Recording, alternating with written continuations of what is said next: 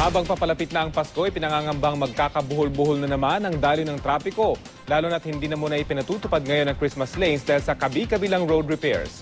Pero ang MMDA may kinakasa naman daw na bagong traffic management scheme. Balita hatid ni Dano Tingkungko.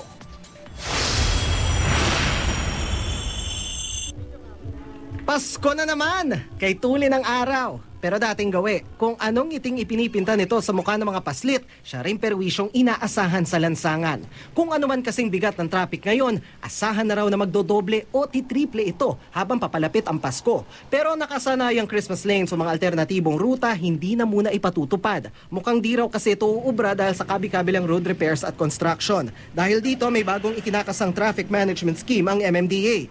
May matitira pa naman daw na Christmas lanes pero sa bagong sistema, ibabalanse raw ng MMDA ang trapiko sa kasalukuyang mga ginagawang kalsada. Dahil iba yung sitwasyon ngayon kaysa last year.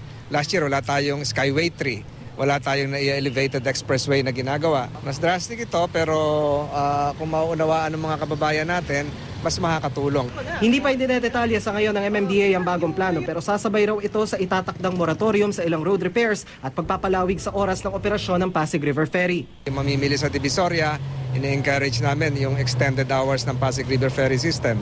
Yung magsisimbang gabi, pwede rin sa Pasig River Ferry, Santa Cruz Church, Binondo Church, Quiapo Church, Santa Ana Church at marami pang iba. So, total package yung ilalabas namin siguro. Kasabay naman ng matinding traffic, inaasahan din daw ng MMDA yung mga isnaberong taxi driver. Sinasabi namin, dito lang sa may QC, papayag sila, pero for somewhere Makati or gan ayaw na nila kasi matraffic. Sa other taxis, nag-aano sila ng plus 50. Yeah, 'di ba may metro? Nagpa-plus sila. Minsan pumapayag na lang ako kasi ang hirap magpara. Ang mga nakausap namin taxi driver kahit alam na bawal, napipilitan daw mamili ng pasahero para sa sariling kaligtasan. Yung lugar na na-hold up ka sa lugar na yun. O yun, tapos may nagararambulan doon.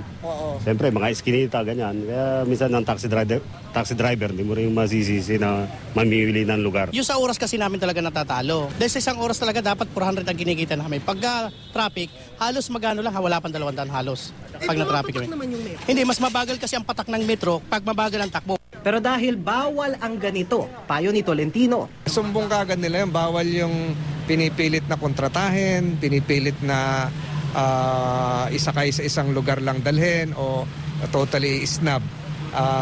May prangkisa sila eh. Dapat igalang nila yung pagiging public utility nila. Dano Tingkungko, GMA News.